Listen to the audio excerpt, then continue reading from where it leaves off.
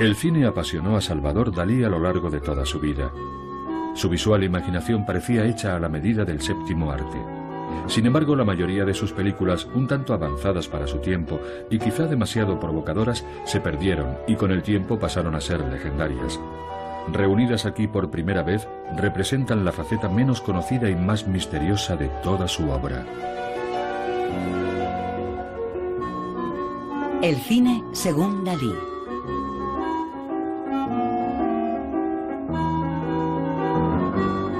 El redescubrimiento de sus películas nos permitirá conocer las claves del universo daliniano. Pero necesitamos el consentimiento del propio maestro. Salvador Dali, would you like to speak to us about your childhood? No! Salvador Dali, would you like to speak to us about your painting? No! Salvador Dali, will you answer at least one question? No! Salvador Dali, do you or do you not want to do this film? Yes. Vámonos. La voz que han oído era la de Orson Welles, y la manera en que Dalí aparece y desaparece de la pantalla es un truco tan antiguo como el propio cine.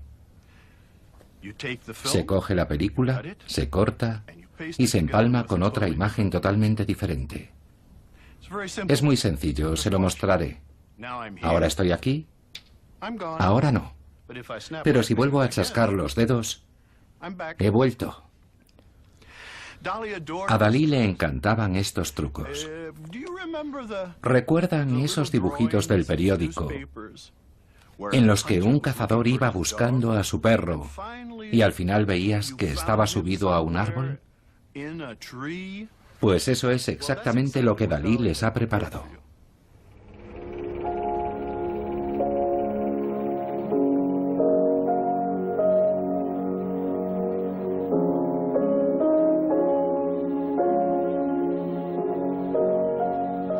Sí, sí y sí. Fijad los ojos.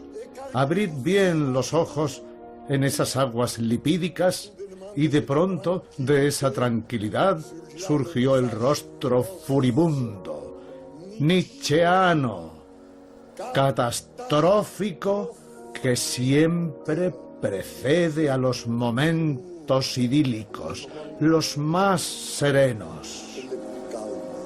1, 2, 3, 4 y 5. Hitler va a hacer su aparición. Fijaos en la cruel boca de Hitler.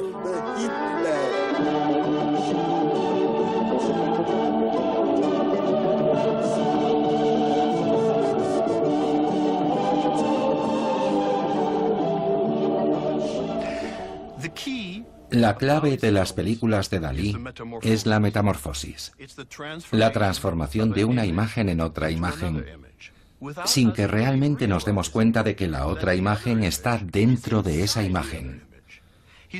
Es una especie de agente provocador que intenta estimular nuestra imaginación. Busca el contraste entre el bien y el mal. Esa es realmente la clave, no solo para comprender la película, sino para comprender toda su obra como pintor. Perfecto, ahora... En un vídeo experimental que data de principios de la década de los 60, Dalí revela su personal método de creación. Al principio de esta comunicación, ¿le importa? Por supuesto. A ver si le he entendido bien. Dalí quiere decir que, por primera vez, su boca se va a transformar en sus ojos y que a través de su boca va a expresarse. Sí, esto es una fotografía de una escultura griega. Aquí está mi boca, mi bigote, aunque en realidad no sería mi bigote, es exactamente mi boca. Es absolutamente fantástico porque la gente comprenderá la verdad de esta imagen. Ahora me gustaría que la cámara se acercara bastante a esta sección. Más. Porque esta es la boca de Dalí. Y ahora me gustaría que pusieran mis dientes, dentro de esta obra de arte.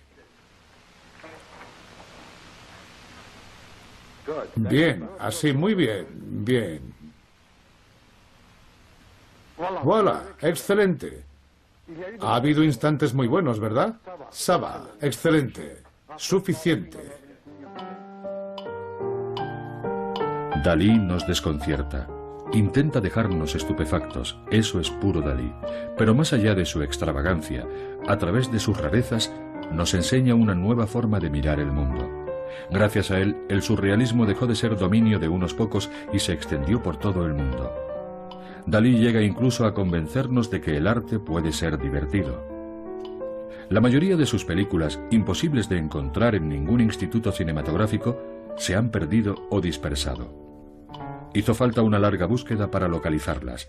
Entre todas ellas destaca la aventura prodigiosa de la encajera y el rinoceronte, que el propio Dalí evocó en una extravagante escena de finales de los años 60.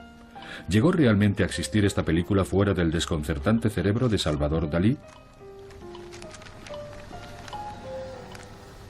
Bueno, claro que existe la encajera. Aquí está todo. Esto forma parte de la película original. Aquí tenemos alguna correspondencia con un montón de detalles. Y esto son notas. Notas sobre la película. Y más notas. Y más. Voilà. Como pueden ver, hay mucho material.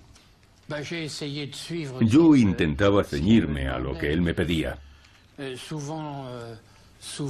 Solía proponerle ideas o hacerle sugerencias que le permitieran decir no y sugerir a su vez otra cosa. Pero funcionaba. Lo que nunca he terminado de comprender de la obra de Dalí es la manera irracional en que vivió toda su vida. Y esa fue mi vida con Dalí. Robert Desarnes trabajó con Dalí a partir de la década de los 50, cuando el artista tenía 45 años. Las imágenes inéditas que están viendo pertenecen a algunos fragmentos de la aventura prodigiosa de la encajera y el rinoceronte que nunca se han editado, donde podemos ver a Dalí en Cadaqués dirigiendo a Gala, su musa además de esposa.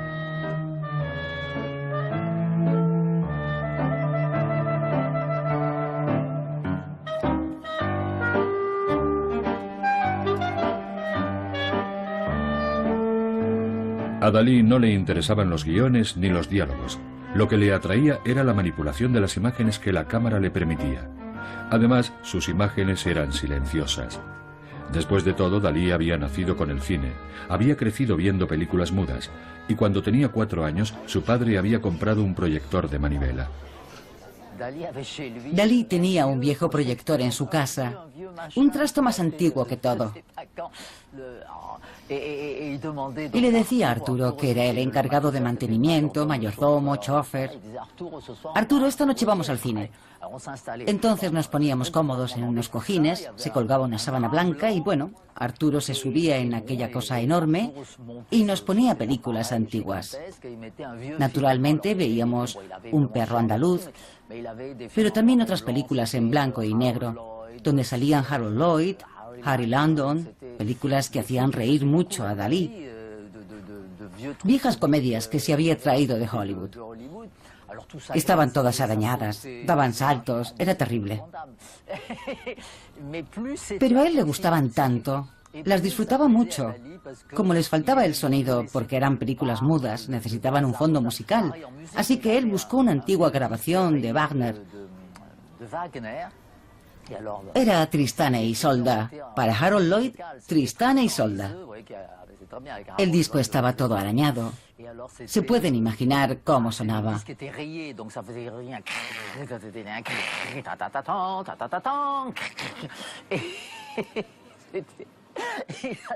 Dalí se moría de la risa. Y así eran nuestras noches de cine en Cadaqués.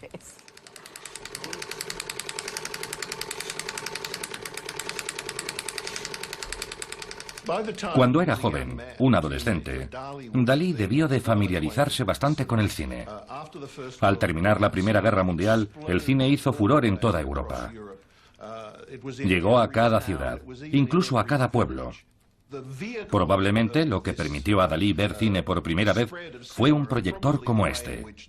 Un proyector portátil, fácil de transportar, como una máquina de coser, que podía colocarse en cualquier parte. Naturalmente, igual que todas las cámaras de la época, funcionaba manualmente. Había que darle vueltas a una manivela para proyectar la película a una velocidad constante. Lo que se solía hacer era tararear una melodía. Por ejemplo, Dalí estaría viendo una película, quizás en una sábana extendida en la plaza del pueblo, y al fondo estaría oyendo al proyeccionista tarareando así.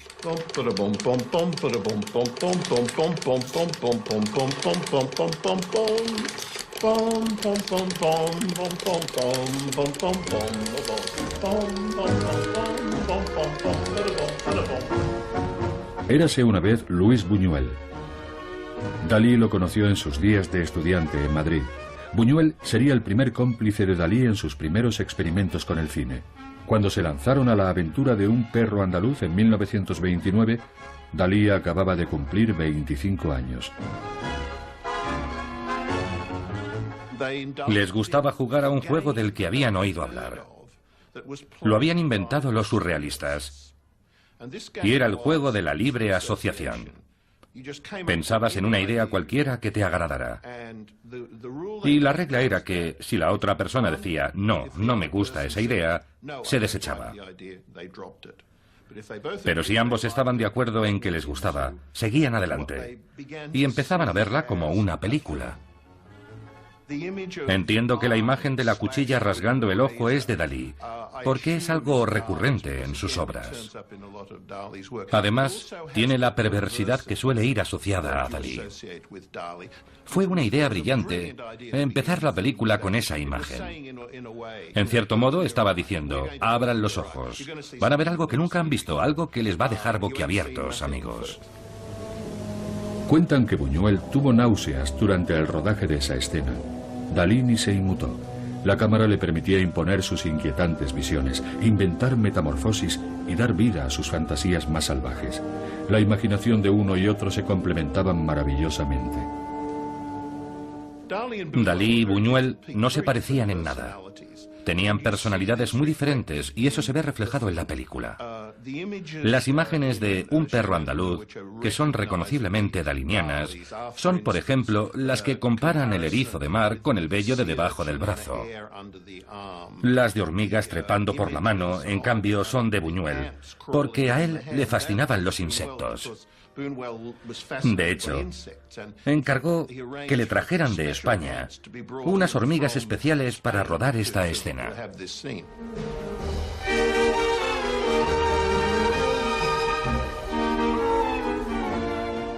La escena de los burros atrapados en el gran piano que está siendo arrastrado por Batchev junto con los sacerdotes, en cierto modo tiene una mezcla de ambos, porque la imagen de los burros muertos y el piano aparece en cuadros de Dalí, mientras que el forcejeo entre los sacerdotes y Batchev sería muy propio de Buñuel, ya que él siempre estaba tratando de liberarse de la carga de su educación católica. Por tanto, es una escena muy representativa de esa clase de colaboración entre ambos, que daba como resultado una imagen perfecta. Eso es lo que hace que Un perro andaluz sea una obra maestra. Es la primera vez que vemos en pantalla al joven Dalí. Va disfrazado de sacerdote y la expresión de su rostro nos demuestra que se lo estaba pasando en grande.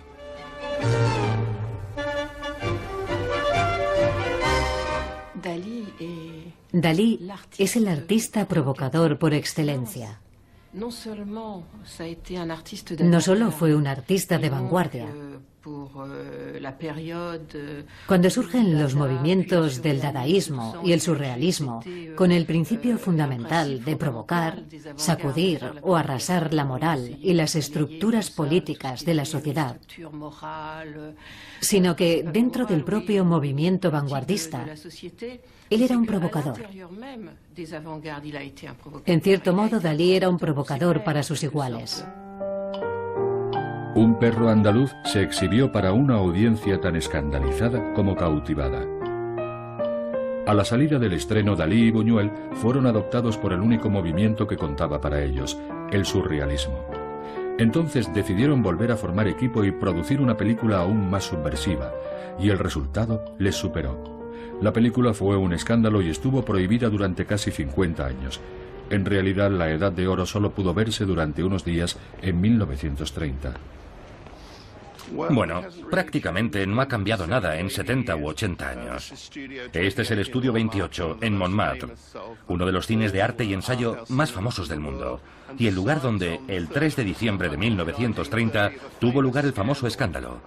En el cine se proyectaba La Edad de Oro de Salvador Dalí y Luis Buñuel, y en el vestíbulo había una exposición de obras de pintores surrealistas.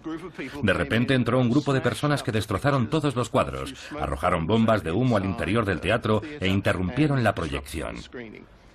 El cine tuvo que cerrar y el propietario se vio obligado a abandonar su actividad. De hecho, se marchó a China. Y sin embargo, la película se convirtió en objeto de escándalo y fascinación, lo cual hizo las delicias de Salvador Dalí más que de ninguna otra persona.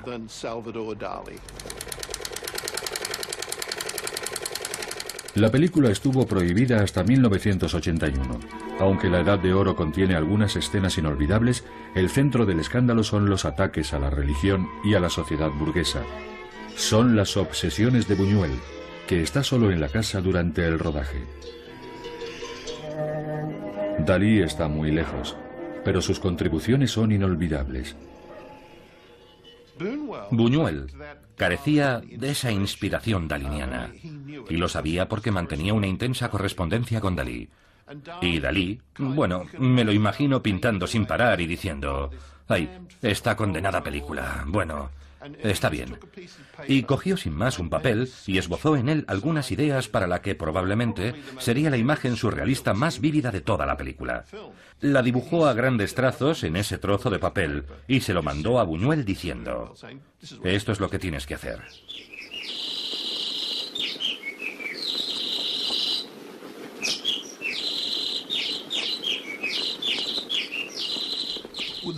Lo que hace que tenga más de película surrealista que de diatriba anticlerical es la aportación daliniana, y muy especialmente la escena del jardín. Sin ella, creo sinceramente que no se podría decir que es una película surrealista.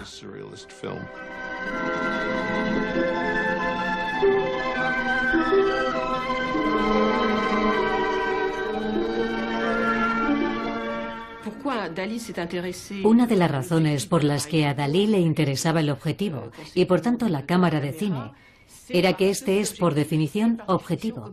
Lo capta todo y no selecciona lo que tiene delante. Esto era muy importante para Salvador Dalí, ya que estaba elaborando su teoría paranoico-crítica. ¿Qué es la interpretación paranoico-crítica?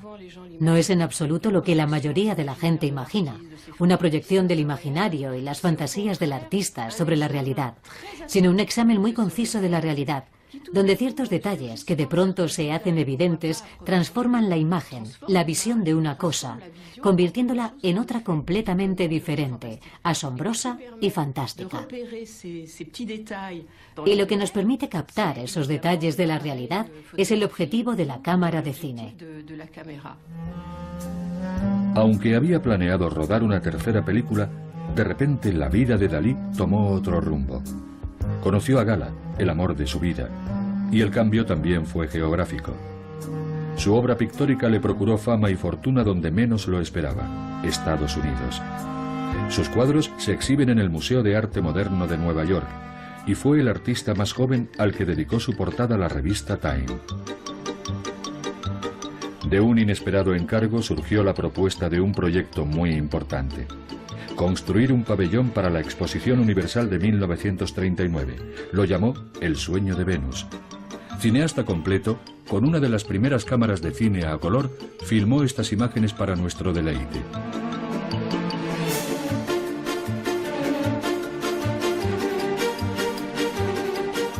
Para acceder al pabellón había que pasar entre las piernas de una mujer. Dentro había sirenas nadando en tanques transparentes. Y la gran sensación fueron sus trajes, diseñados por Dalí, que imitaban el cuerpo desnudo.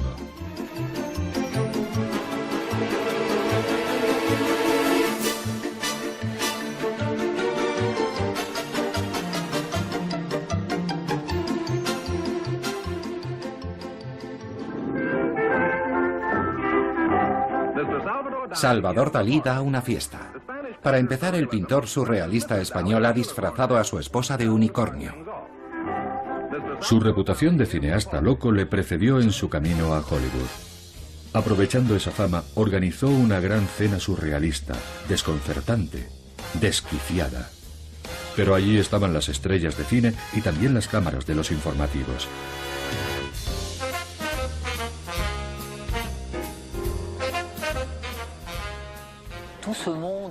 El mundo del cine le fascinaba. No solo las películas, sino también las estrellas. Siempre tuvo algo de fan. Y le encantaba conocer a las estrellas de cine. Así que las conoció a todas. Era maravilloso escucharle porque cuando llegó por primera vez a Estados Unidos todavía estaba Greta Garbo, así que conoció a la Garbo, a Mae West y a Walt Disney. Y a otras estrellas como Marilyn Monroe o Clark Gable. Yo escuchaba fascinada todas esas historias, porque en su mayor parte eran cotilleos. Contaba que Errol Flynn bebía mucho y se había acostado con otra mujer y que la esposa no lo sabía. Realmente solo eran cotilleos. Pero a mí me encantaban, eran un regalo. Él intentó acostarse con Greta Garbo, pero fracasó estrepitosamente. Pero lo intentó. Sus primeras ideas para el cine permanecen a buen recaudo guardadas en cajas. Los hermanos Marx, especialmente Harpo, querían que diseñara un arpa con cuerdas de alambre de espino para una película llamada Jirafas a caballo de la ensalada. Naturalmente nunca se llegó a filmar. Lo que Dalí quería no era asequible. Quería jirafas en llamas, elefantes levantados en el aire por helicópteros. Cosas impensables, pero ideas se le ocurrían 10.000 por minuto.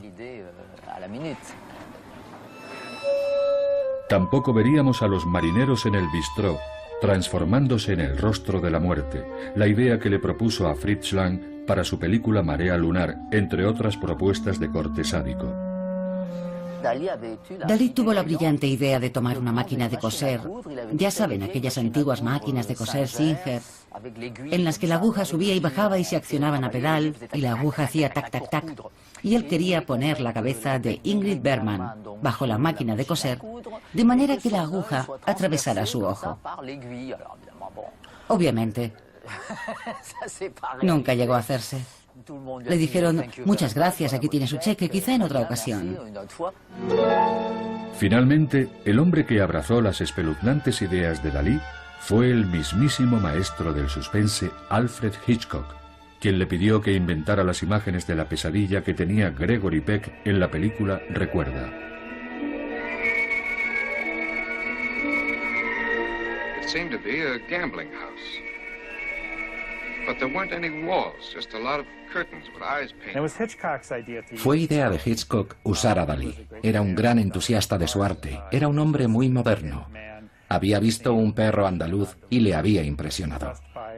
Además, la gracia de la película desde el punto de vista de Hitchcock eran realmente sus secuencias oníricas, sobre todo después de haberse quedado sin Cary Grant en el reparto y tener que conformarse con Gregory Peck. Así que trajeron a Dalí a Hollywood y él iba por ahí alardeando de que iba a hacer una maravilla. Tenía unas ideas realmente salvajes para las secuencias oníricas que a Hitchcock le entusiasmaban, incluida una en la que se veían pianos colgando del techo. También iba a haber una secuencia con Ingrid Bergman cubierta de yeso y hormigas corriendo por todo su cuerpo desnudo. Ni que decir tiene que a David O. Selznick estuvo a punto de darle un ataque cuando conoció estas ideas y vio los bocetos. ¿Cuánto va a costar todo esto? ¿Cómo vamos a pasar la censura? No tiene ningún sentido. No lo comprendo.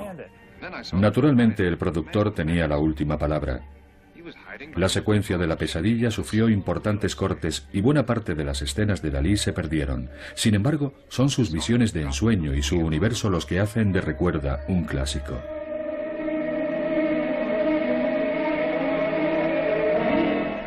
Suddenly I was running. Then I heard something beating over my head. Si hubo cierta magia en su trabajo con Hitchcock, lo siguiente sería tan improbable como tentador. En el año 1946 hubo un punto de inflexión en la carrera de Dalí. Jack Warner invitó a Dalí a conocer a Walt Disney en Los Ángeles. Congeniaron de inmediato. El creador de Mickey Mouse y el maestro del surrealismo delirante. Walt invitó a Salvador a visitarlo en los estudios Disney y le pidió que hiciera una película de animación para él llamada Destino. Pero Dalí no conocía la técnica de la animación, y Walt pidió a un joven animador llamado John Henge que iniciara a Dalí en esa técnica, en la que se necesitaban 25 dibujos para producir un solo segundo de filmación. Para contar la historia de un joven bailarín acechado por el tiempo, Dalí produjo cientos y cientos de dibujos, pero en 1946 el imperio Disney atravesaba dificultades económicas y solo fue posible animar 15 segundos. Para Dalí, sin embargo, esta técnica fue la conexión necesaria entre la pintura y el cine que le permitió refinar sus ideas con dobles imágenes y metamorfosis.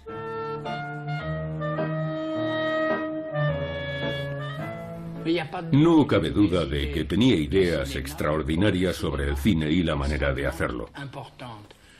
Pero en mi opinión no encajaba en su época.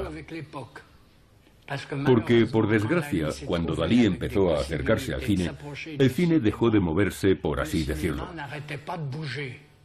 Lo cual iba en contra de las ideas de Dalí, porque él quería que el espectáculo se desarrollara ante la cámara y no tener una cámara continuamente trotando de delante hacia atrás y de derecha a izquierda. Dalí había dejado atrás los encantos de Hollywood, pero no su fascinación por el cine. A partir de entonces, trabajaría para sí mismo con un reducido grupo de colaboradores y tendría el papel protagonista. Para empezar, anunció durante una conferencia en la Sorbona que estaba preparando una nueva película, y naturalmente no perdió ocasión de provocar a su manera, ilustrando las teorías sobre cinematografía que había concebido con los años. Creo que era en un escrito que data de 1929, donde imaginaba una cámara estática en una posición fija, tan fija que estaba firmemente anclada al suelo, para que solo pudiera filmar lo que estaba delante de ella. Si no ocurre nada, la audiencia siente una gran frustración, porque espera que pase algo. Entonces una persona pasa por delante del objetivo y desaparece. La audiencia se pregunta, ¿quién era ese? Y ese fue precisamente un método precursor que Warhol usaría en la fábrica. Una cámara estática colocada delante de un sofá. Y la cámara filmaba únicamente lo que ocurría en el sofá.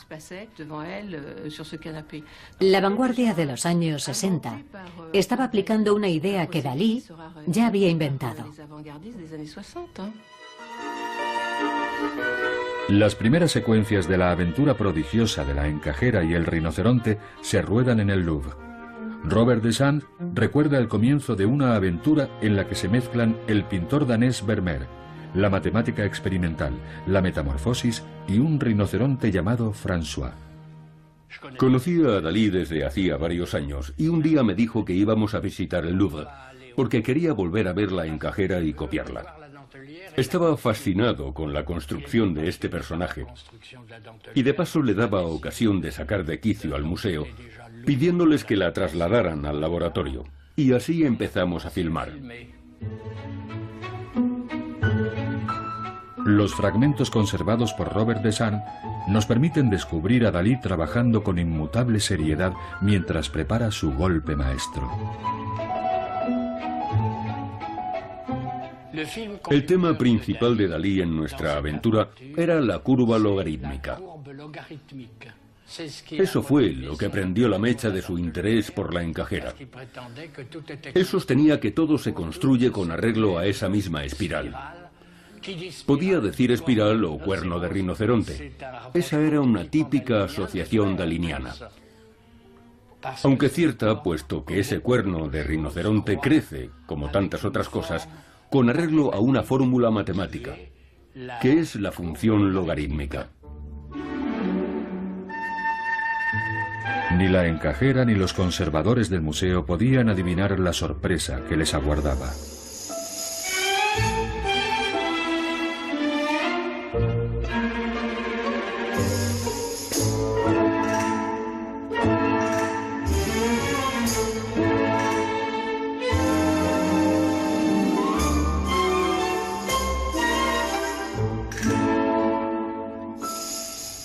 Los conservadores no esperaban para nada lo que estaba a punto de suceder. Habían trasladado la pintura de una encajera y ahora veían cuernos dibujados por todo el lienzo del mismo tamaño. Pero para la lógica categórica de Salvador Dalí no era nada raro.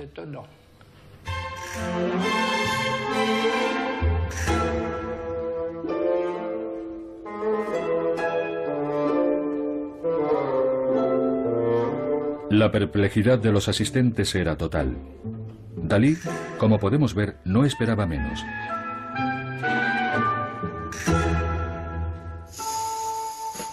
De hecho, no tiene nada que ver con una película. Es una obra de propaganda daliniana.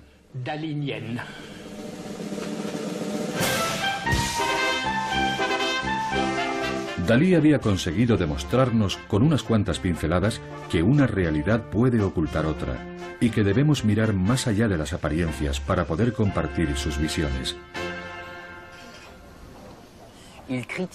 Criticaba mucho las películas. Rara vez veía una que le gustara. Lo que realmente le interesaba siempre era algo que no tenía nada que ver con la trama. Cosas puramente visuales, estéticas. Solía decir, ¿viste el cuadro que había en la pared durante la escena en que estaban discutiendo? Normalmente el público está atento a la escena, pero él se fijaba en el cuadro de la pared o en la forma de las lámparas que tenían una forma extraña. Simplemente no las veía con los mismos ojos. Hay personas a las que llamamos genios, que tienen una manera singular de mirar el mundo y son capaces de transmitir lo que ven, lo que sucede, y señalan algo que parece que solo hay que dejar que surja. Esas personas son insustituibles. Pienso que Dalí no me consideraba realmente un discípulo, porque yo en realidad no pintaba. En todo caso, era un discípulo de sus ideas.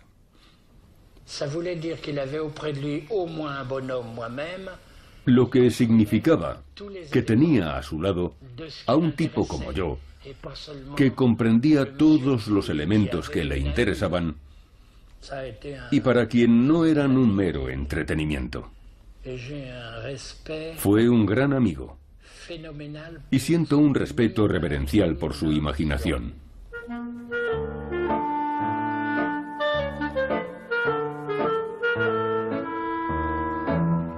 Acto segundo en el zoo de Vincennes. Continúa la demostración con la amable colaboración de un rinoceronte llamado François. Si un cuerno de rinoceronte aparecía en el lienzo del Louvre, la lógica daliniana consistía en verificar que a la inversa también era verdad.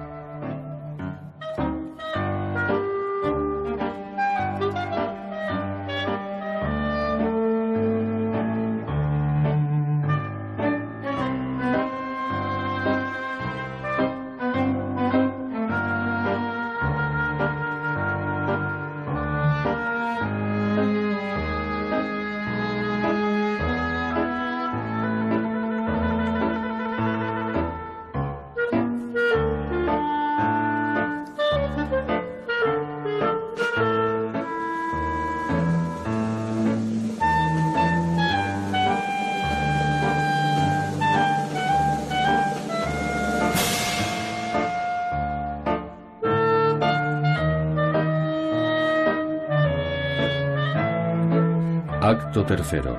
En la intimidad de su estudio, Dalí nos muestra su proceso creativo. Yo creo que profundizar en las películas de Salvador Dalí ayuda a comprender mejor los efectos que encontramos en su pintura, puesto que lo reveló ante nuestros ojos en una imagen de película. El trabajo que debe hacer el espectador al mirar el cuadro, su esfuerzo de concentración para ver una imagen dentro de otra. En cierto modo sucede ante nuestros ojos, gracias a las imágenes filmadas. Una y otra vez nos encontramos con esa manera tan original de Dalí de mirar las cosas, y cada vez resulta más difícil distinguir lo que es chaladura de lo que es serio. Un ejemplo es este Dalí surgiendo entre dos rostros, una de las asombrosas metamorfosis que creó para la película de Robert Deschamps y Jean-Christophe Averty, Autorretrato blando de Salvador Dalí.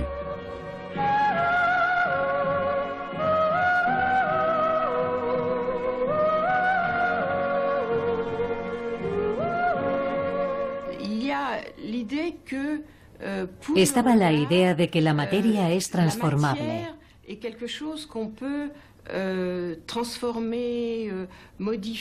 que algo que se puede trabajar, como la arcilla de modelar, que permite alterar su naturaleza. Creo que esto debió de interesarle, porque es exactamente lo mismo que ocurre en los sueños. La materia de los sueños permite esta clase de transformación.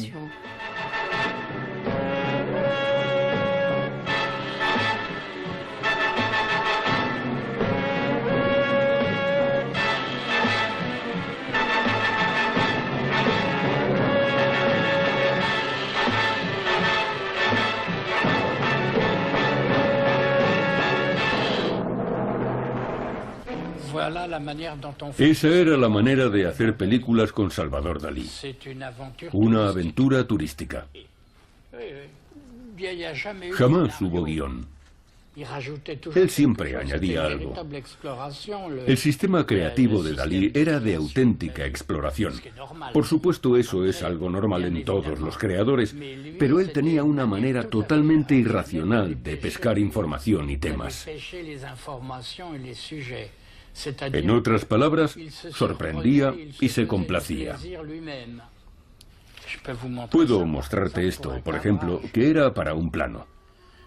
Pero si examinas ese plano en la película, está asociado a un trasero. Solo hay que mirar el recuadro y es exactamente eso.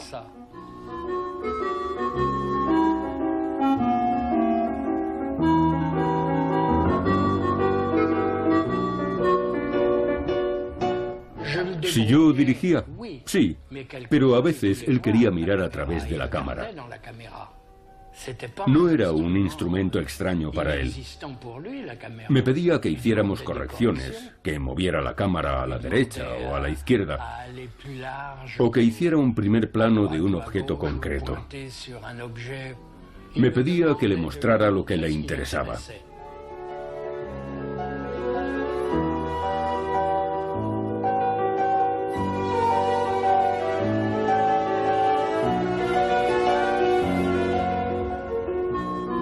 El rodaje continúa en España con sus protagonistas, La Encajera, Gala, Dalí, aunque François el rinoceronte se negó a subir al coche.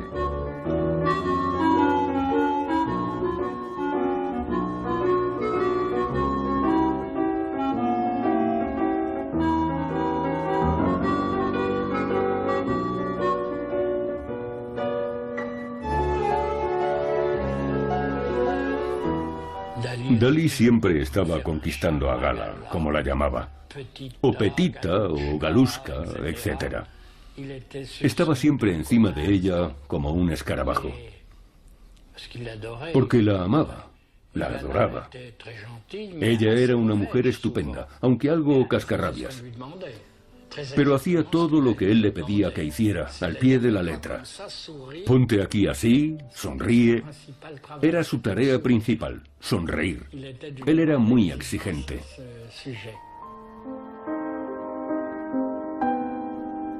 Los fragmentos de La Encajera que se han conservado hasta hoy nos permiten ver como nunca habíamos visto las relaciones entre Dalí y Gala.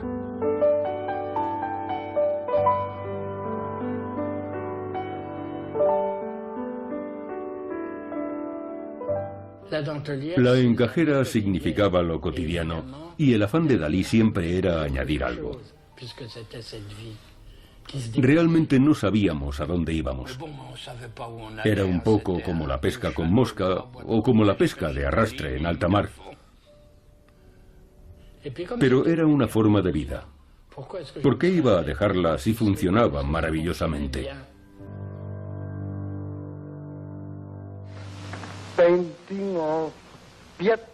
Invitado a dar una conferencia sobre su obra en Estados Unidos, Dalí decidió burlarse de la clase cultural dominante con una película. Para demostrar que técnicamente era innovador, visualmente provocador y totalmente impredecible, aceptó la invitación y preparó la broma. El día que debía comparecer, llegó una caja y una carta en la que Dalí explicaba que aquella era la mejor forma de comprender su obra. Dentro de la caja estaba uno de los primeros vídeos de la historia, que había producido para su amigo Philip Halsman, llamado Caos y Creación. Dentro de una estructura geométrica copiada de un cuadro de Piet Mondrian, Dalí instaló una motocicleta, varios cerdos y a una chica prácticamente desnuda rociada de pintura. 10 años antes de la pintura de acción, él ya propuso el resultado al Guggenheim. Hola, mi querido amigo. En este momento estamos grabando algo extraordinario en un estudio de televisión. En cuanto este cuadro esté terminado, voy a enviárselo, porque estoy seguro de que va a interesarle muchísimo lo que estamos haciendo en este estudio de televisión. Es una experiencia que está en la línea de su museo. Ahora, gracias.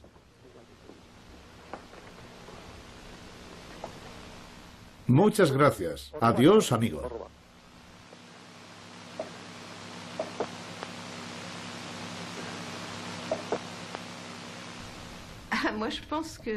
Pienso que Dalí era un hombre muy sabio. Se le reprochaban sus excentricidades, pero detrás del personaje público, yo diría que había un filósofo, alguien con una capacidad extraordinaria para analizar su época y transmitirnos algunas verdades difíciles de su tiempo. Naturalmente, lo hizo a su manera, casi siempre con imágenes salvajes y a veces empleando fábulas. En cualquier caso, con mucho humor. Pero Dalí era alguien que sabía analizar su época desde un punto de vista totalmente fuera de lo común.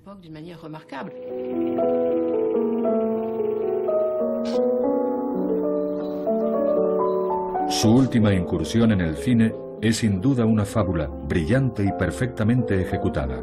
Impresiones de la Alta Mongolia. Gala, gala, gala, gala, gala, gala, más arriba. Y mira al frente. Estoy pintando los pequeños cuernos de Moisés.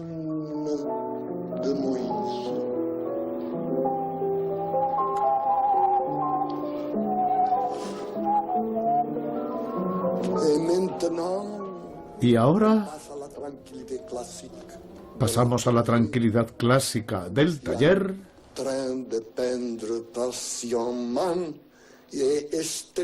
Donde estoy pintando pacientemente el retrato de Gala y el mío. Y precisamente en esta tranquilidad suprema e inmutable de Porligat, para recompensar a Gala por su amor y su paciencia, he decidido enviar un equipo de exploradores a ese país que tanto hemos deseado, la Alta Mongolia, para que nos ilustre y recompense a Gala a su regreso. La aventura comienza en 1974 con José Montes Baquer a su lado. El joven director español sería el último cómplice de Dalí en su experimentación visual.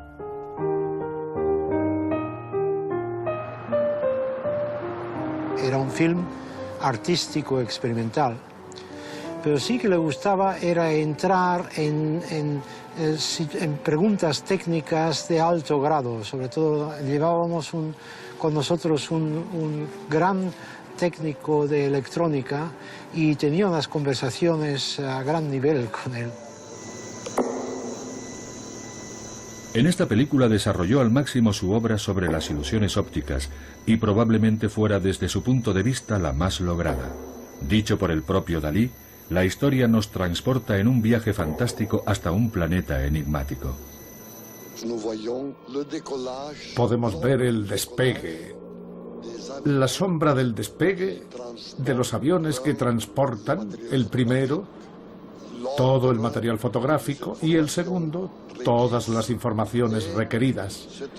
Este otro lleva a los científicos y a la gente importante.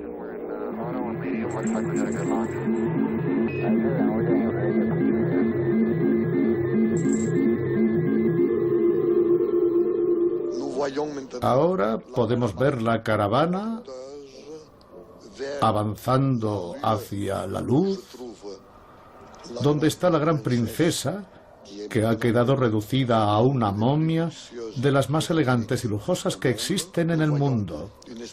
Podemos ver un paisaje casi como el de Cadaqués, podríamos decir, con algunas casitas turísticas. Veo cipreses en el centro del Gran Mongol con un sombrero muy picudo.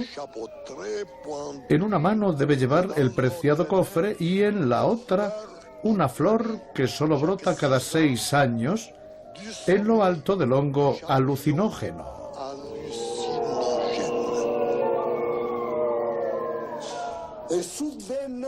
Y de repente un drástico giro de los acontecimientos. Bueno, no drástico, más bien cinematográfico. Porque esta cosa pequeña pero sublime, que es este bolígrafo del Hotel Saint-Regis, que yo beso, contiene en su diminuta sección metálica toda la película y todas las imágenes alucinógenas que Dalí simplemente ha impuesto en vuestro cerebro. Por tanto, si no fuera por esta época de horrible pornografía, bajaría lentamente el bolígrafo al nivel de mi pequeño sexo y vertería unas gotas minúsculas de ácido úrico que fueron las que, al corroer esta pieza brillante y divina, produjeron las estructuras que su humilde y orgulloso servidor acaba de provocar. Se ha de saber que Dalí es un agente provocador. Ha provocado, lo repetiré las veces que haga falta, que vuestro cerebro haya sido sacudido por ese hermoso tributo a la Alta Mongolia. José Montes Baquer nos cuenta cómo se implicó en este acto mágico daliniano. Conocí a Salvador Dalí en Nueva York. Él vivía unas temporadas en el Hotel Saint-Regis. Dijo, al menos lo contó, que él estuvo un mes meando cada día sobre el bolígrafo hasta que de repente lo miró y dijo: pero aquí veo a Dalí en los Champs-Élysées que está tomando café y aquí está Dalí en la luna. Me da el bolígrafo y me dice: filme lo que yo veo en el bolígrafo y haremos una película juntos. Fuimos a un estudio y trabajamos una semana sobre el aro de metal del bolígrafo, con rayos de láser, con un motor para hacerlo rodar lentamente, con proyecciones de cuarzo. Y salió algo interesante, abstracto pero interesante. Vio el trabajo con un silencio sepulcral, todo el team estaba expectante. Nadie decía nada, eran 25 minutos de silencio porque era simplemente trabajo sobre estructuras visuales. Y al final dijo: no es lo que yo esperaba, pero es mucho mejor, vamos a hacer una película juntos. Dalí retocó las imágenes aumentadas para crear los personajes de su fábula, el gran mago, la princesa de la Alta Mongolia, y así nos transporta a su universo de ilusión. En el centro está la momia, la cabeza de la momia, pero no es la momia porque entonces estaba viva. Hay una especie de guerrero iracundo luchando con otro que cae decapitado, mientras desde detrás del horizonte, por todas partes, se extiende esta especie de cataclismo que observamos.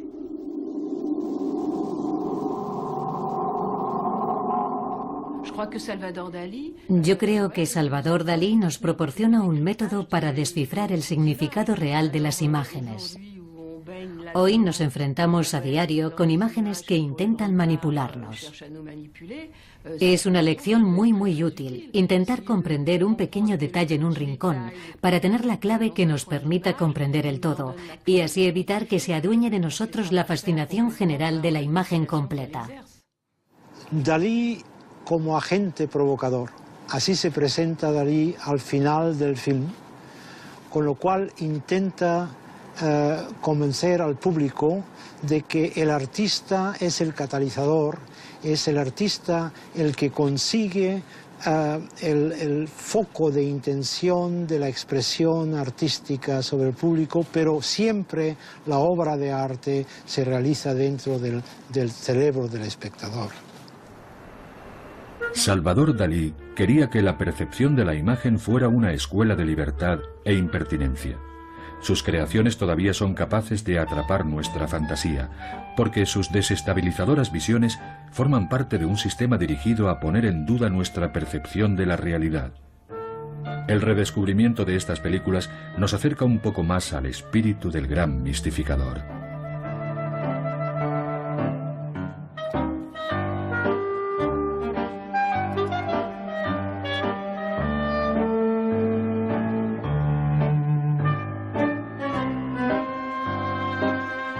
Inquietantes visiones, inventar metamorfosis y dar vida a sus fantasías más salvajes.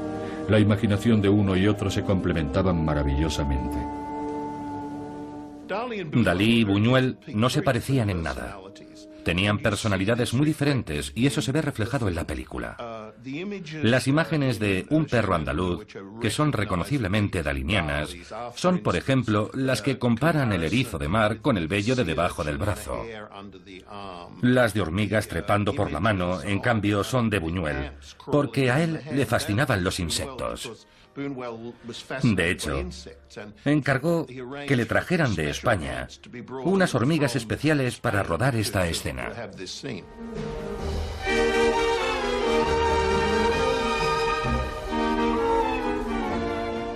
La escena de los burros atrapados en el gran piano que está siendo arrastrado por Batchev junto con los sacerdotes, en cierto modo tiene una mezcla de ambos, porque la imagen de los burros muertos y el piano aparece en cuadros de Dalí, mientras que el forcejeo entre los sacerdotes y Batchev sería muy propio de Buñuel, ya que él siempre estaba tratando de liberarse de la carga de su educación católica. Por tanto, es una escena muy representativa de esa clase de colaboración entre ambos, que daba como resultado una imagen perfecta.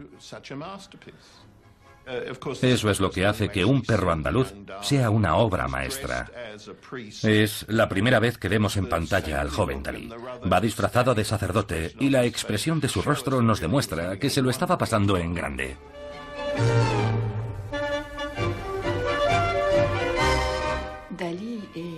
Dalí es el artista provocador por excelencia.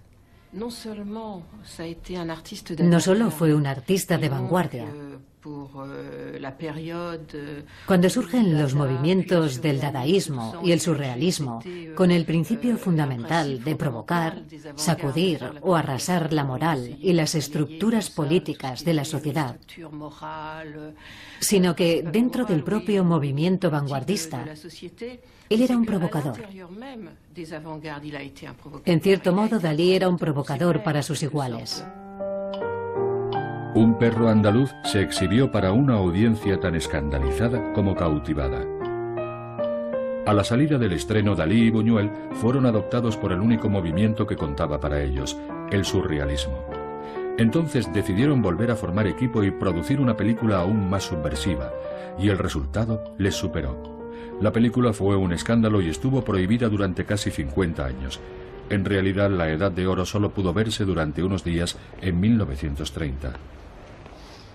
Bueno, prácticamente no ha cambiado nada en 70 u 80 años. Este es el Estudio 28, en Montmartre, uno de los cines de arte y ensayo más famosos del mundo, y el lugar donde, el 3 de diciembre de 1930, tuvo lugar el famoso escándalo. En el cine se proyectaba La Edad de Oro de Salvador Dalí y Luis Buñuel, y en el vestíbulo había una exposición de obras de pintores surrealistas. De repente entró un grupo de personas que destrozaron todos los cuadros, arrojaron bombas de humo al interior del teatro e interrumpieron la proyección. El cine tuvo que cerrar y el propietario se vio obligado a abandonar su actividad. De hecho, se marchó a China. Y sin embargo, la película se convirtió en objeto de escándalo y fascinación, lo cual hizo las delicias de Salvador Dalí más que de ninguna otra persona.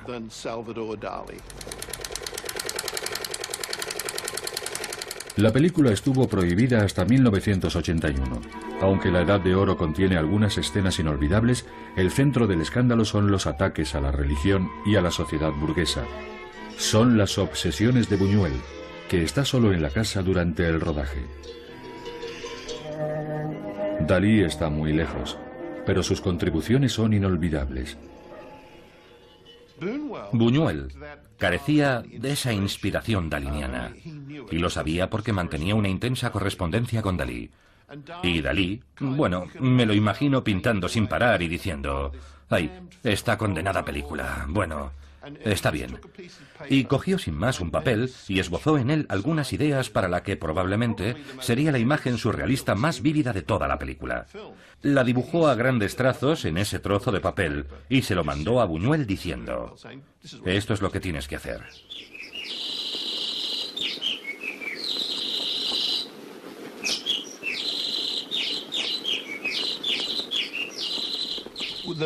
Lo que hace que tenga más de película surrealista que de diatriba anticlerical es la aportación daliniana, y muy especialmente la escena del jardín. Sin ella, creo sinceramente que no se podría decir que es una película surrealista.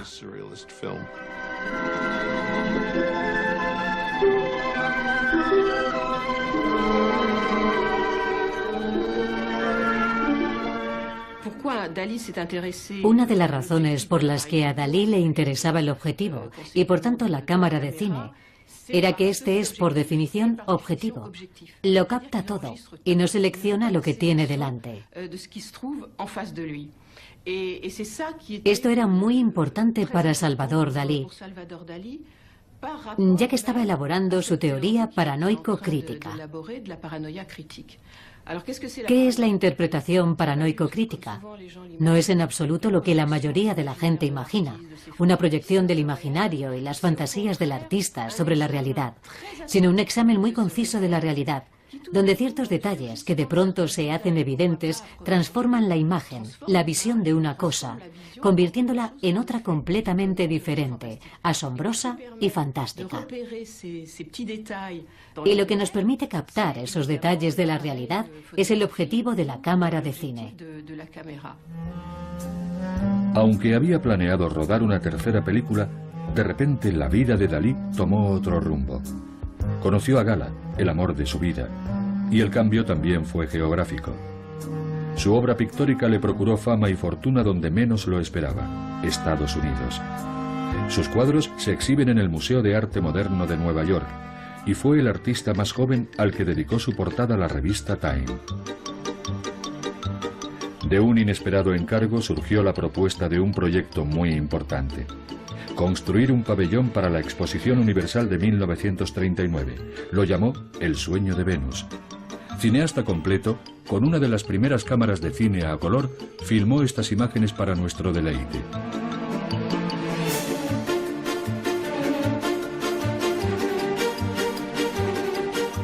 Para acceder al pabellón había que pasar entre las piernas de una mujer. Dentro había sirenas nadando en tanques transparentes. Y la gran sensación fueron sus trajes, diseñados por Dalí, que imitaban el cuerpo desnudo.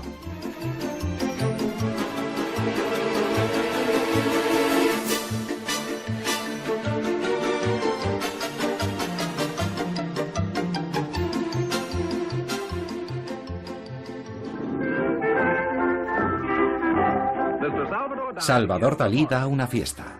Para empezar, el pintor surrealista español ha disfrazado a su esposa de unicornio. Su reputación de cineasta loco le precedió en su camino a Hollywood. Aprovechando esa fama, organizó una gran cena surrealista, desconcertante, desquiciada.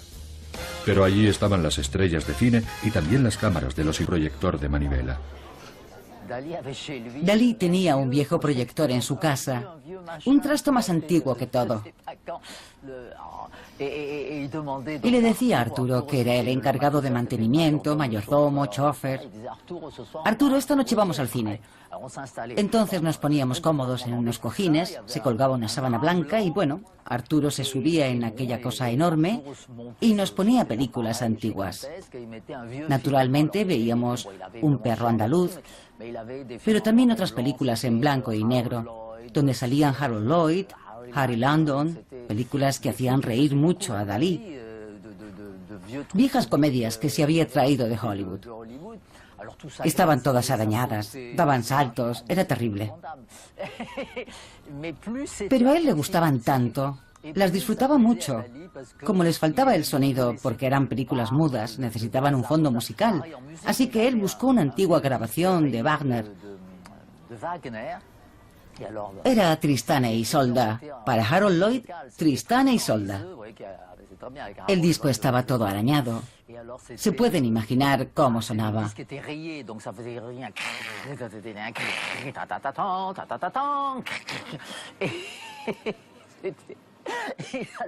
Dalí se moría de la risa. Y así eran nuestras noches de cine en Caracas.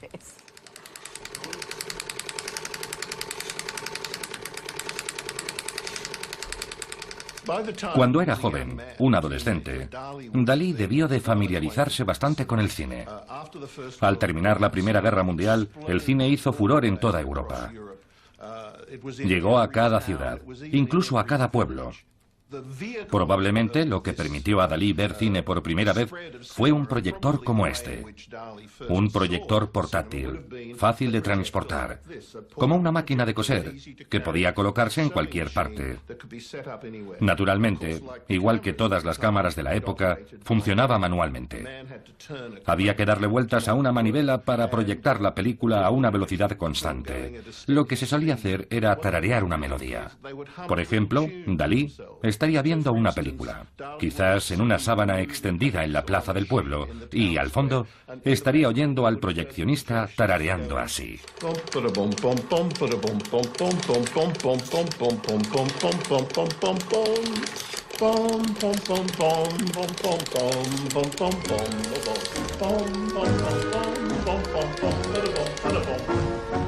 Érase una vez Luis Buñuel.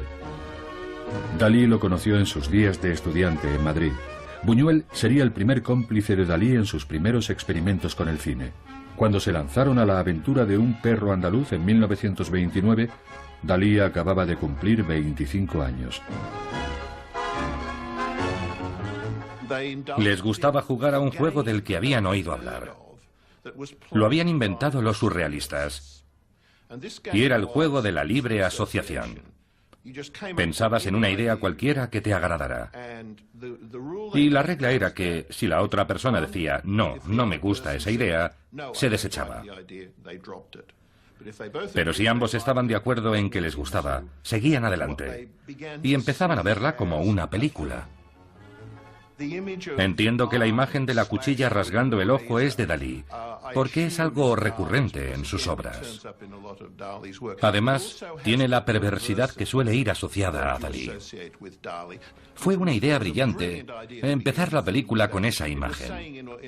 En cierto modo, estaba diciendo, abran los ojos. Van a ver algo que nunca han visto, algo que les va a dejar boquiabiertos, amigos. Cuentan que Buñuel tuvo náuseas durante el rodaje de esa escena.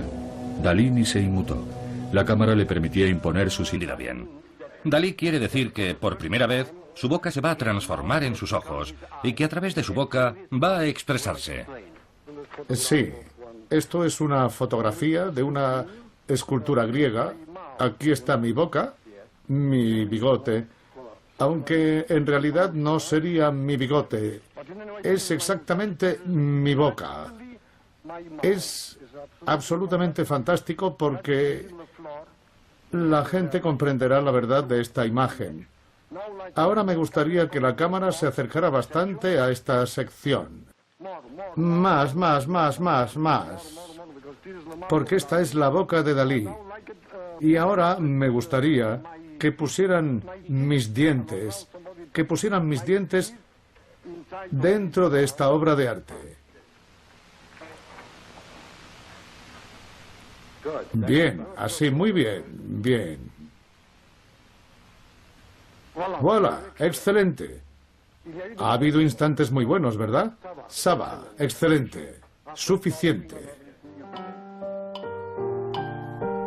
Dalí nos desconcierta. Intenta dejarnos estupefactos, eso es puro Dalí. Pero más allá de su extravagancia, a través de sus rarezas, nos enseña una nueva forma de mirar el mundo. Gracias a él, el surrealismo dejó de ser dominio de unos pocos y se extendió por todo el mundo. Dalí llega incluso a convencernos de que el arte puede ser divertido.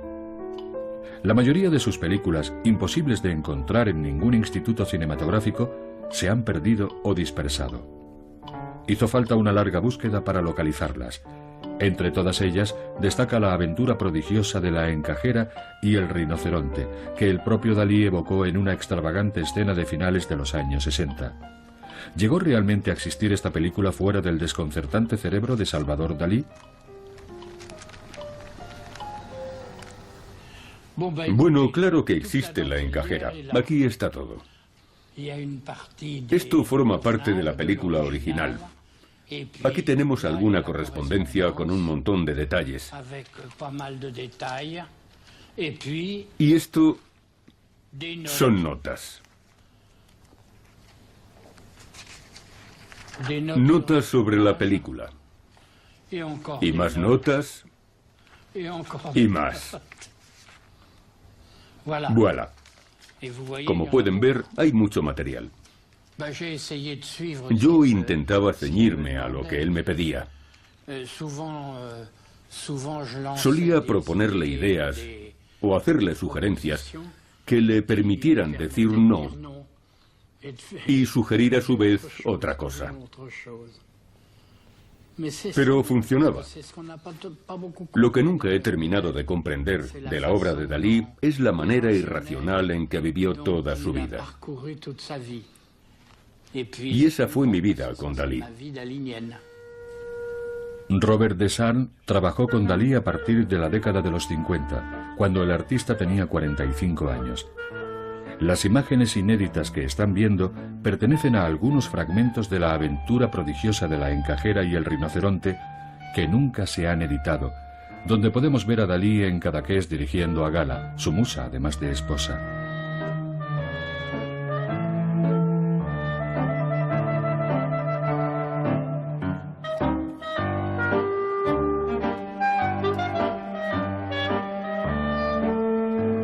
A Dalí no le interesaban los guiones ni los diálogos.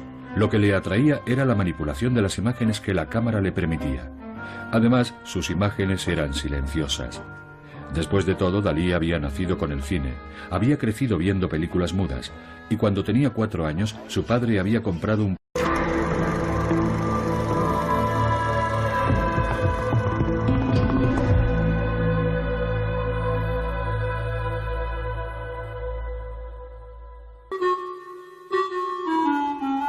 El cine apasionó a Salvador Dalí a lo largo de toda su vida. Su visual imaginación parecía hecha a la medida del séptimo arte. Sin embargo, la mayoría de sus películas, un tanto avanzadas para su tiempo y quizá demasiado provocadoras, se perdieron y con el tiempo pasaron a ser legendarias. Reunidas aquí por primera vez, representan la faceta menos conocida y más misteriosa de toda su obra. El cine según Dalí.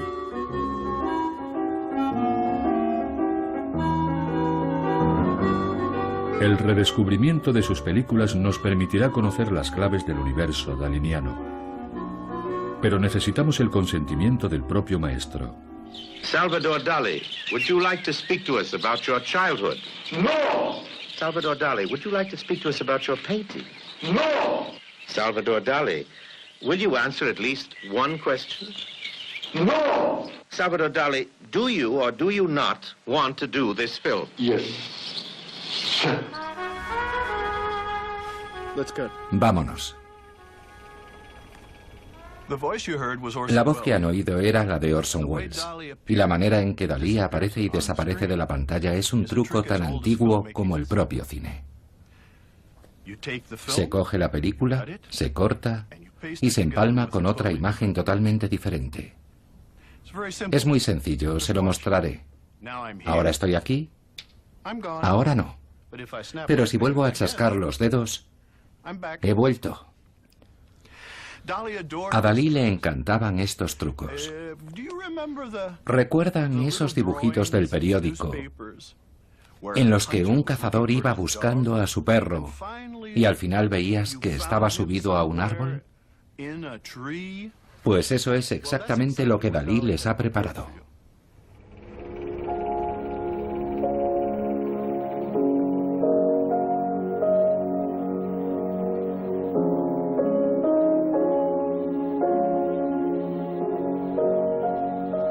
Sí, sí y sí. Fijad los ojos. Abrid bien los ojos en esas aguas lipídicas y de pronto de esa tranquilidad surgió el rostro furibundo, nietzscheano, catastrófico que siempre precede a los momentos idílicos, los más serenos.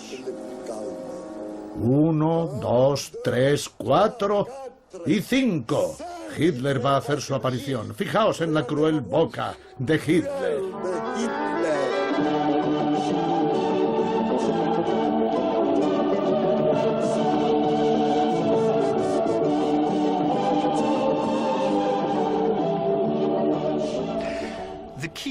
La clave de las películas de Dalí es la metamorfosis, la transformación de una imagen en otra imagen, sin que realmente nos demos cuenta de que la otra imagen está dentro de esa imagen. Es una especie de agente provocador que intenta estimular nuestra imaginación. Busca el contraste entre el bien y el mal. Esa es realmente la clave, no solo para comprender la película, sino para comprender toda su obra como pintor. Perfecto, ahora... En un vídeo experimental que data de principios de la década de los 60, Dalí revela su personal método de creación. Al principio de esta comunicación, ¿le importa? Por supuesto. A ver si le entro. Completamente diferente, asombrosa y fantástica. Y lo que nos permite captar esos detalles de la realidad es el objetivo de la cámara de cine. Aunque había planeado rodar una tercera película, de repente la vida de Dalí tomó otro rumbo. Conoció a Gala, el amor de su vida, y el cambio también fue geográfico. Su obra pictórica le procuró fama y fortuna donde menos lo esperaba, Estados Unidos. Sus cuadros se exhiben en el Museo de Arte Moderno de Nueva York, y fue el artista más joven al que dedicó su portada la revista Time. De un inesperado encargo surgió la propuesta de un proyecto muy importante: construir un pabellón para la Exposición Universal de 1939. Lo llamó El sueño de Venus. Cineasta completo, con una de las primeras cámaras de cine a color, filmó estas imágenes para nuestro deleite.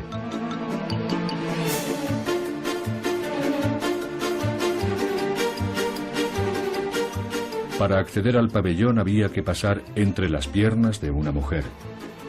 Dentro había sirenas nadando en tanques transparentes, y la gran sensación fueron sus trajes, diseñados por Dalí, que imitaban el cuerpo desnudo.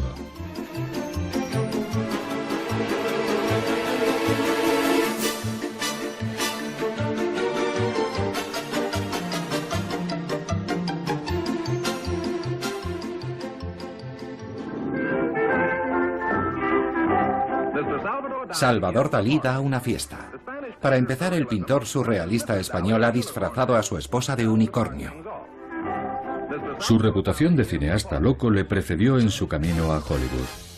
Aprovechando esa fama, organizó una gran cena surrealista, desconcertante, desquiciada. Pero allí estaban las estrellas de cine y también las cámaras de los informativos.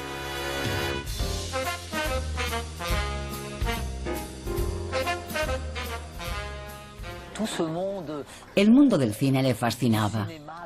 No solo las películas, sino también las estrellas. Siempre tuvo algo de fan. Y le encantaba conocer a las estrellas de cine. Así que las conoció a todas. Era maravilloso escucharle porque cuando llegó por primera vez a Estados Unidos todavía estaba Greta Garbo, así que conoció a la Garbo, a Mae West y a Walt Disney y a otras estrellas como Marilyn Monroe o Clark Gable. Yo escuchaba fascinada todas esas historias, porque en su mayor parte eran cotilleos. Contaba que Errol Flynn bebía mucho y se había acostado con otra mujer y que la esposa no lo sabía. Realmente solo eran cotilleos, pero a mí me encantaban, eran un regalo. Él intentó acostarse con Greta Garbo, pero fracasó estrepitosamente. Pero lo intentó. Sus primeras ideas para el cine permanecen a buen recaudo guardadas en cajas. Los hermanos Marx, especialmente Harpo, querían que diseñara un arpa con cuerdas de alambre de espino para una película llamada Jirafas a caballo de la ensalada. Naturalmente nunca se llegó a filmar. Lo que Dalí quería no era asequible. Quería jirafas en llamas, elefantes levantados en el aire por helicópteros. Cosas impensables, pero ideas. Se le ocurrían 10.000 por minuto. Tampoco veríamos a los marineros en el bistró, transformándose en el rostro de la muerte, la idea que le propuso a Fritz Lang para su película Marea Lunar, entre otras propuestas de corte sádico. Dalí tuvo la brillante idea de tomar una máquina de coser, ya saben, aquellas antiguas máquinas de coser Singer, en las que la aguja subía y bajaba y se accionaban a pedal, y la aguja hacía tac, tac, tac. Y él quería poner la cabeza de Ingrid Bergman bajo la máquina de coser, de manera que la aguja atravesara su ojo. Obviamente, nunca llegó a hacerse. Le dijeron, muchas gracias, aquí tiene su cheque, quizá en otra ocasión. Finalmente, el hombre que abrazó las espeluznantes ideas de Dalí fue el mismísimo maestro del suspense Alfred Hitchcock, quien le pidió que inventara las imágenes de la pesadilla que tenía Gregory Peck en la película Recuerda.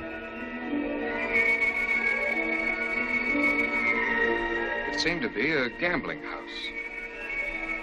But there weren't any walls, just a lot of curtains with eyes painted. Fue idea de Hitchcock usar a Dalí. Era un gran entusiasta de su arte. Era un hombre muy moderno. Había visto un perro andaluz y le había impresionado. Además, la gracia de la película desde el punto de vista de Hitchcock eran realmente sus secuencias oníricas, sobre todo después de haberse quedado sin Cary Grant en el reparto y tener que conformarse con Gregory Peck. Así que trajeron a Dalí a Hollywood y él iba por ahí alardeando de que iba a hacer una maravilla. Tenía unas ideas realmente salvajes para las secuencias oníricas que a Hitchcock le entusiasmaban, incluida una en la que se veían pianos colgando del techo. También iba a haber una secuencia con Ingrid Bergman cubierta de yeso y hormigas corriendo por todo su cuerpo desnudo. Ni que decir tiene que a David O. Selznick estuvo a punto de darle un ataque cuando conoció estas ideas y vio los bocetos. ¿Cuánto va a costar todo esto? ¿Cómo vamos a pasar la censura? No tiene ningún sentido. No lo comprendo. Naturalmente, el productor tenía la última palabra. La secuencia de la pesadilla sufrió importantes cortes y buena parte de las escenas de Dalí se perdieron. Sin embargo, son sus visiones de ensueño y su universo los que hacen de Recuerda un clásico.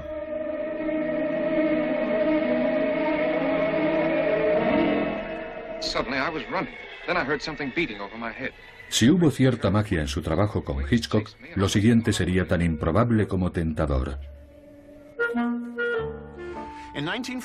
En el año 1946 hubo un punto de inflexión en la carrera de Dalí. Jack Warner invitó a Dalí a conocer a Walt Disney en Los Ángeles. Congeniaron de inmediato. El creador de Mickey Mouse y el maestro del surrealismo delirante. Walt invitó a Salvador a visitarlo en los estudios Disney y le pidió que hiciera una película de animación para él llamada Destino.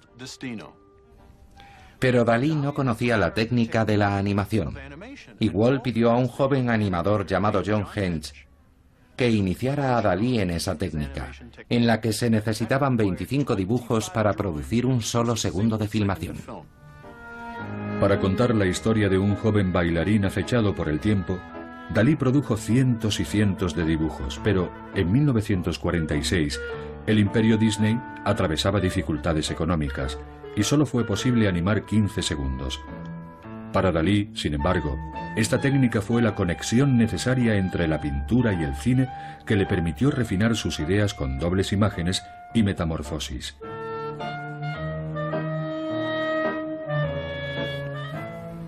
No cabe duda de que tenía ideas extraordinarias sobre el cine y la manera de hacerlo.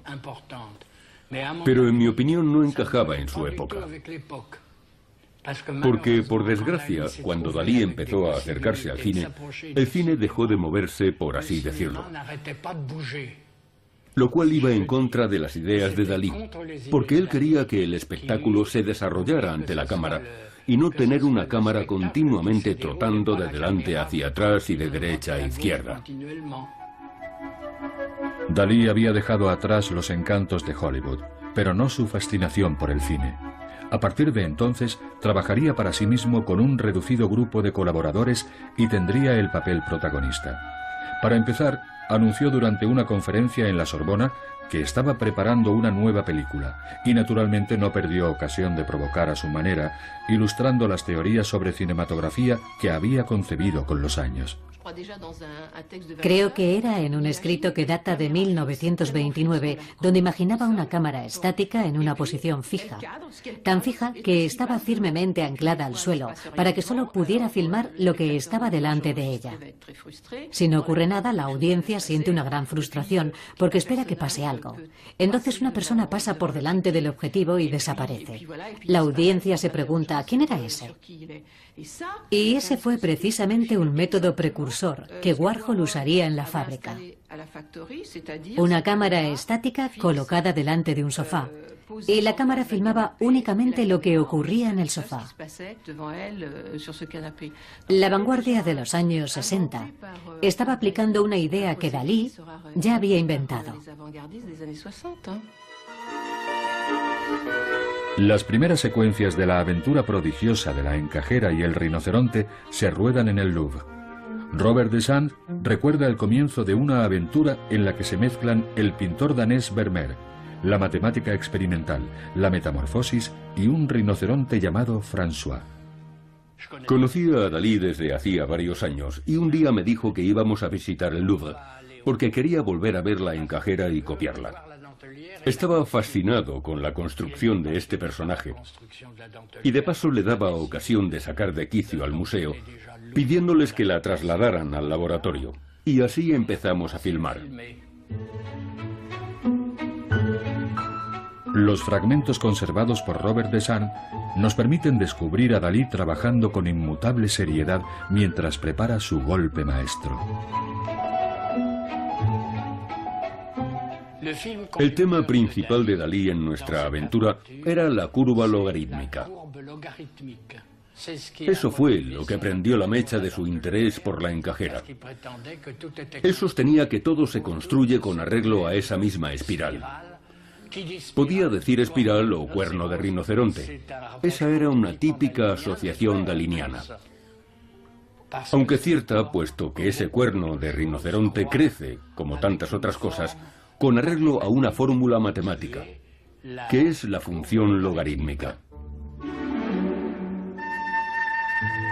Ni la encajera ni los conservadores del museo podían adivinar la sorpresa que les aguardaba.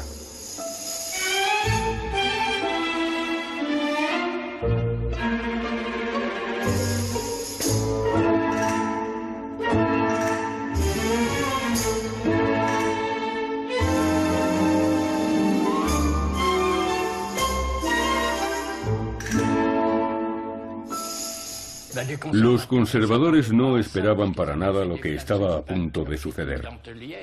Habían trasladado la pintura de una encajera y ahora veían cuernos dibujados por todo el lienzo del mismo tamaño. Pero para la lógica categórica de Salvador Dalí no era nada raro.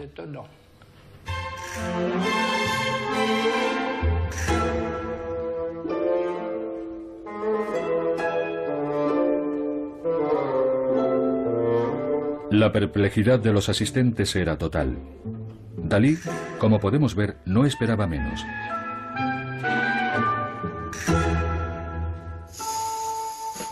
De hecho, no tiene nada que ver con una película. Es una obra de propaganda daliniana. Metamorfosis y dar vida a sus fantasías más salvajes.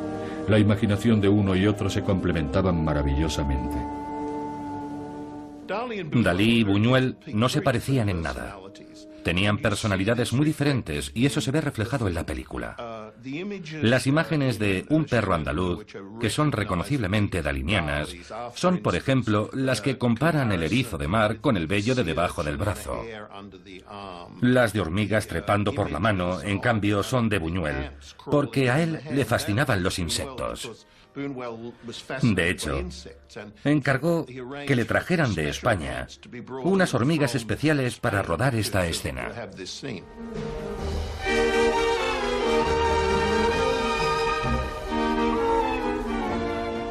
La escena de los burros atrapados en el gran piano que está siendo arrastrado por Batchev junto con los sacerdotes, en cierto modo tiene una mezcla de ambos, porque la imagen de los burros muertos y el piano aparece en cuadros de Dalí, mientras que el forcejeo entre los sacerdotes y Batchev sería muy propio de Buñuel, ya que él siempre estaba tratando de liberarse de la carga de su educación católica. Por tanto, es una escena muy representativa de esa clase de colaboración entre ambos, que daba como resultado una imagen perfecta. Eso es lo que hace que Un perro andaluz sea una obra maestra. Es la primera vez que vemos en pantalla al joven Dalí. Va disfrazado de sacerdote y la expresión de su rostro nos demuestra que se lo estaba pasando en grande.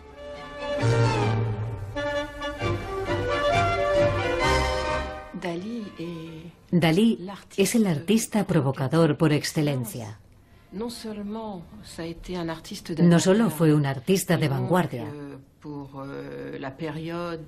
Cuando surgen los movimientos del dadaísmo y el surrealismo, con el principio fundamental de provocar, sacudir o arrasar la moral y las estructuras políticas de la sociedad, sino que dentro del propio movimiento vanguardista, él era un provocador. En cierto modo, Dalí era un provocador para sus iguales.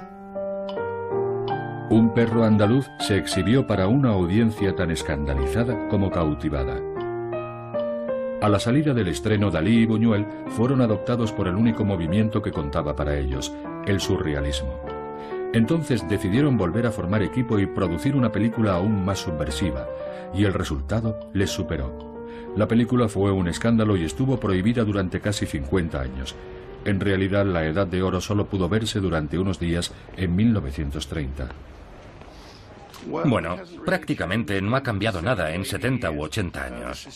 Este es el Estudio 28, en Montmartre, uno de los cines de arte y ensayo más famosos del mundo, y el lugar donde, el 3 de diciembre de 1930, tuvo lugar el famoso escándalo. En el cine se proyectaba La Edad de Oro de Salvador Dalí y Luis Buñuel, y en el vestíbulo había una exposición de obras de pintores surrealistas.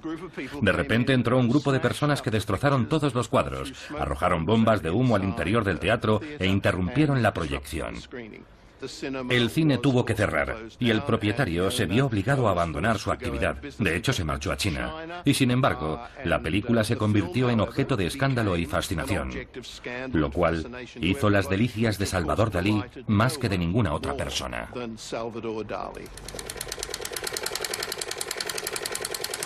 La película estuvo prohibida hasta 1981. Aunque La Edad de Oro contiene algunas escenas inolvidables, el centro del escándalo son los ataques a la religión y a la sociedad burguesa. Son las obsesiones de Buñuel, que está solo en la casa durante el rodaje. Dalí está muy lejos, pero sus contribuciones son inolvidables. Buñuel carecía de esa inspiración daliniana, y lo sabía porque mantenía una intensa correspondencia con Dalí. Y Dalí, bueno, me lo imagino pintando sin parar y diciendo: ¡ay, esta condenada película! Bueno, Está bien. Y cogió sin más un papel y esbozó en él algunas ideas para la que probablemente sería la imagen surrealista más vívida de toda la película. La dibujó a grandes trazos en ese trozo de papel y se lo mandó a Buñuel diciendo: esto es lo que tienes que hacer.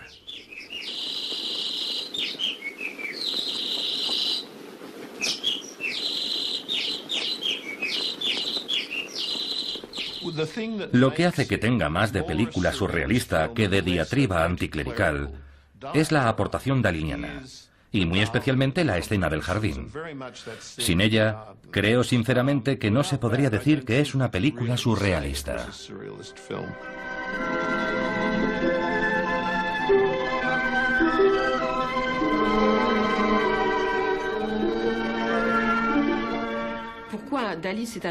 Una de las razones por las que a Dalí le interesaba el objetivo y por tanto la cámara de cine era que este es por definición objetivo. Lo capta todo y no selecciona lo que tiene delante. Esto era muy importante para Salvador Dalí, ya que estaba elaborando su teoría paranoico-crítica. ¿Qué es la interpretación paranoico-crítica? No es en absoluto lo que la mayoría de la gente imagina, una proyección del imaginario y las fantasías del artista sobre la realidad, sino un examen muy conciso de la realidad, donde ciertos detalles que de pronto se hacen evidentes transforman la imagen, la visión de una cosa, convirtiéndola en otra cosa. Bueno, claro que existe la encajera. Aquí está todo. Esto forma parte de la película original. Aquí tenemos alguna correspondencia con un montón de detalles. Y esto son notas. Notas sobre la película. Y más notas. Y más. Voilà. Como pueden ver, hay mucho material. Yo intentaba ceñirme a lo que él me pedía. Solía proponerle ideas o hacerle sugerencias que le permitieran decir no y sugerir a su vez otra cosa. Pero funcionaba. Lo que nunca he terminado de comprender de la obra de Dalí es la manera irracional en que vivió toda su vida. Y esa fue mi vida con Dalí. Robert Desan trabajó con Dalí a partir de la década de los 50, cuando el artista tenía 45 años. Las imágenes inéditas que están viendo pertenecen a algunos fragmentos de la aventura prodigiosa de la encajera y el rinoceronte que nunca se han editado, donde podemos ver a Dalí en Cadaqués dirigiendo a Gala, su musa además de esposa.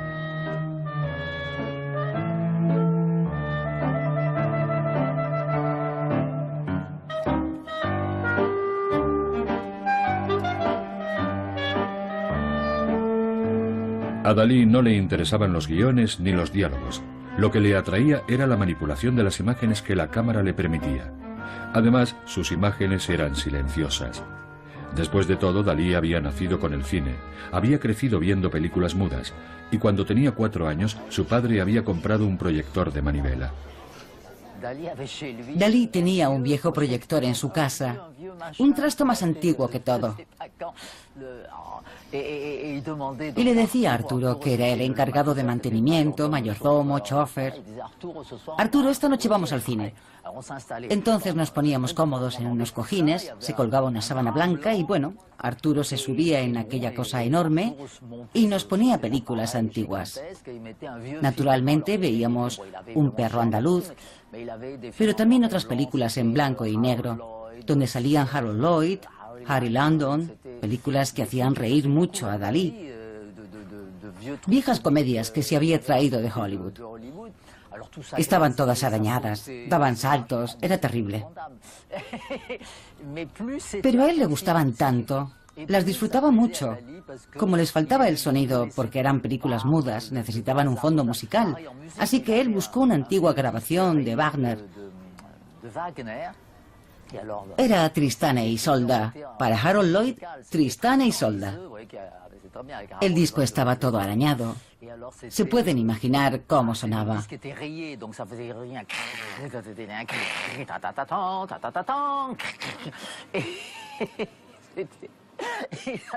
Dalí se moría de la risa.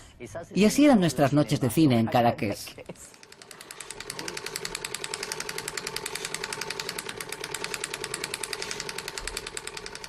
Cuando era joven, un adolescente, Dalí debió de familiarizarse bastante con el cine. Al terminar la Primera Guerra Mundial, el cine hizo furor en toda Europa. Llegó a cada ciudad, incluso a cada pueblo. Probablemente lo que permitió a Dalí ver cine por primera vez fue un proyector como este. Un proyector portátil, fácil de transportar, como una máquina de coser, que podía colocarse en cualquier parte. Naturalmente, igual que todas las cámaras de la época, funcionaba manualmente. Había que darle vueltas a una manivela para proyectar la película a una velocidad constante. Lo que se solía hacer era tararear una melodía. Por ejemplo, Dalí estaría viendo una película, quizás en una sábana extendida en la plaza del pueblo, y al fondo estaría oyendo al proyeccionista tarareando así.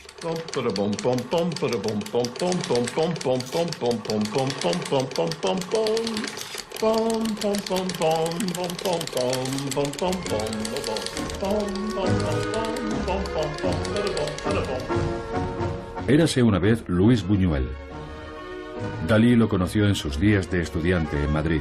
Buñuel sería el primer cómplice de Dalí en sus primeros experimentos con el cine. Cuando se lanzaron a la aventura de un perro andaluz en 1929, Dalí acababa de cumplir 25 años. Les gustaba jugar a un juego del que habían oído hablar. Lo habían inventado los surrealistas. Y era el juego de la libre asociación. Pensabas en una idea cualquiera que te agradara. Y la regla era que si la otra persona decía, no, no me gusta esa idea, se desechaba. Pero si ambos estaban de acuerdo en que les gustaba, seguían adelante. Y empezaban a verla como una película. Entiendo que la imagen de la cuchilla rasgando el ojo es de Dalí, porque es algo recurrente en sus obras. Además, tiene la perversidad que suele ir asociada a Dalí. Fue una idea brillante empezar la película con esa imagen. En cierto modo, estaba diciendo, abran los ojos. Van a ver algo que nunca han visto, algo que les va a dejar boquiabiertos, amigos. Cuentan que Buñuel tuvo náuseas durante el rodaje de esa escena. Dalí ni se inmutó. La cámara le permitía imponer sus inquietantes visiones, inventar...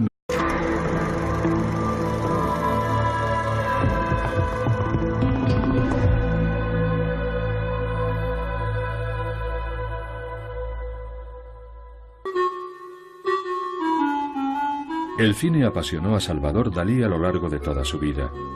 Su visual imaginación parecía hecha a la medida del séptimo arte. Sin embargo, la mayoría de sus películas, un tanto avanzadas para su tiempo y quizá demasiado provocadoras, se perdieron y con el tiempo pasaron a ser legendarias. Reunidas aquí por primera vez, representan la faceta menos conocida y más misteriosa de toda su obra. El cine según Dalí.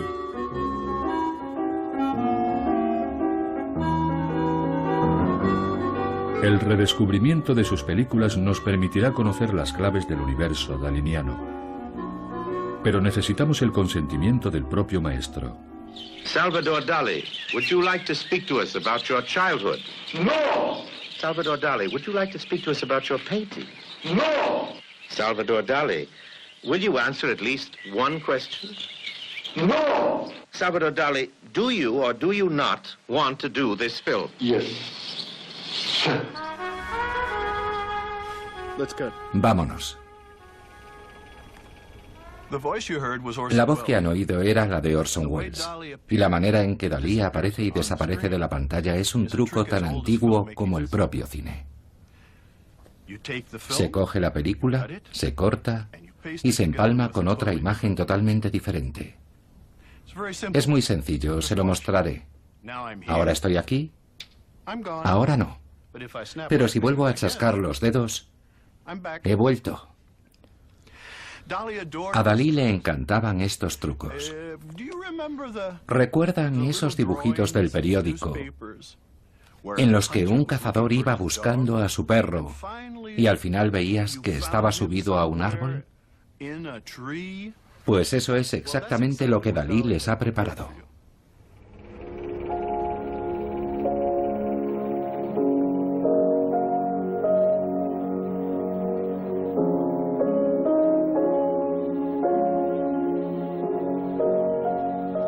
Sí, sí y sí. Fijad los ojos. Abrid bien los ojos en esas aguas lipídicas y de pronto de esa tranquilidad surgió el rostro furibundo, nietzscheano, catastrófico que siempre precede a los momentos idílicos, los más serenos. 1, 2, 3, 4 y 5. Hitler va a hacer su aparición. Fijaos en la cruel boca de Hitler.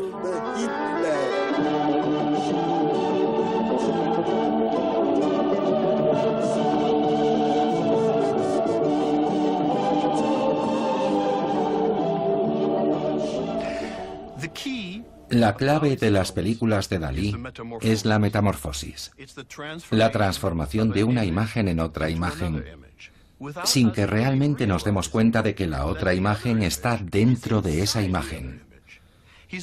Es una especie de agente provocador que intenta estimular nuestra imaginación. Busca el contraste entre el bien y el mal. Esa es realmente la clave, no solo para comprender la película, sino para comprender toda su obra como pintor. Perfecto, ahora... En un vídeo experimental que data de principios de la década de los 60, Dalí revela su personal método de creación. Al principio de esta comunicación, ¿le importa? Por supuesto. A ver si le he entendido bien.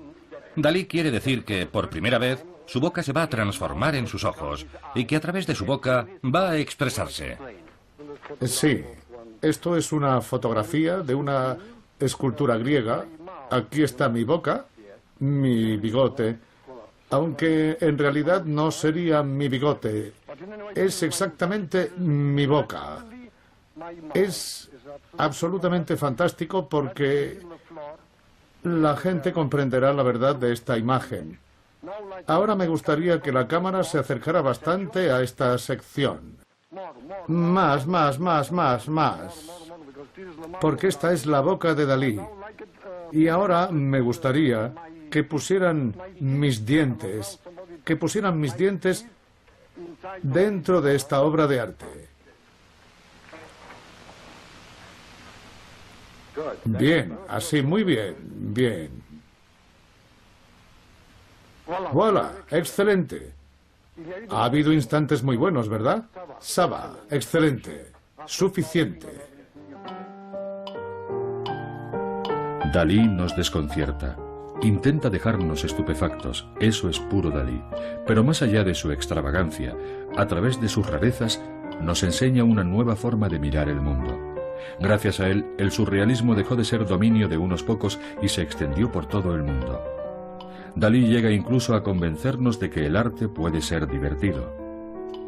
La mayoría de sus películas, imposibles de encontrar en ningún instituto cinematográfico, se han perdido o dispersado. Hizo falta una larga búsqueda para localizarlas. Entre todas ellas destaca la aventura prodigiosa de la encajera y el rinoceronte, que el propio Dalí evocó en una extravagante escena de finales de los años 60. ¿Llegó realmente a existir esta película fuera del desconcertante cerebro de Salvador Dalí?